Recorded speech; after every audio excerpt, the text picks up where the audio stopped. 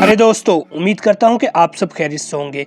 आखिर मैट्रिक में टॉप करने वालों के पास कौन सा टॉप करने का वजीफा है। आज मैं वजीफा जो वो यूज करते हैं आपको बताऊंगा। वो वजीफा पेपरों में पेयरिंग स्कीम है, जो कि उस स्कीम को समझकर वो टॉप करते हैं। आप सब भी टॉपर बन सकते हैं।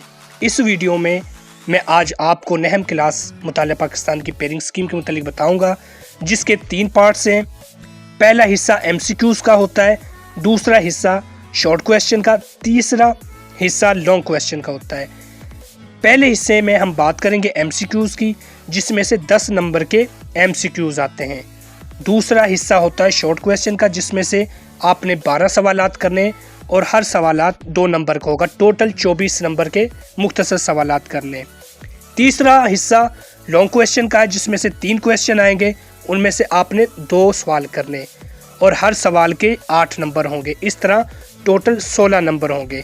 तो इस तरह कुल मिला के 50 नंबर का ये पेपर होगा। तो उम्मीद करता हूं कि आपको आज की ये वीडियो पसंद आई होगी। अगर आप चैनल पे नए हैं तो चैनल को सब्सक्राइब ज़रूर करें, ताकि मेरी हर नई वीडियो आपको आसानी मिल सके। अपना बहुत सारा ख्याल रखना, दुआ में याद रखना। अल्लाह हाफिज़।